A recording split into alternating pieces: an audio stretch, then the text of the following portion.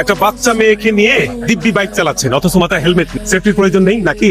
Sir আসলে হয়েছে কি, আমাদের বাসা থেকে ওর স্কুলটা কাছে, তাই ভাবলাম যে ওকে স্কুলে দিয়ে এরপরে হেলমেট পরবো। স্যার আমাকে বাঁচান।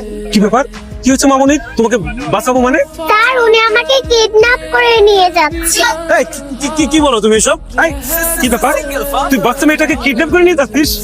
স্যার বিশ্বাস করেন, আমি ওকে কিডন্যাপ করতে যাবো কেন? ও আমার মেয়ে। মামনি, এই লোকটা কি তোমার বাবা?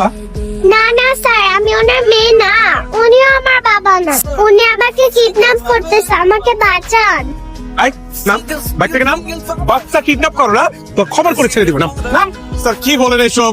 আমি কেন কিডন্যাপ করতে যাব? আমাকে দেখে কি কিডন্যাপারের মতো মনে হয়? স্যার ও আমার মেয়ে। আচ্ছা তুমি স্যারদের বলো আমি তোমার বাবা।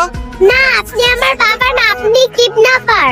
এই দাঁড়িয়ে আছে কেন? ওকে ধরো, থানা করে দাও। স্যার স্যার স্যার বিশ্বাস করেন স্যার, আমাকে থানায় পড়াবেন না প্লিজ। আমি কোনো কিডন্যাপার না, ও আমার মেয়ে আশা।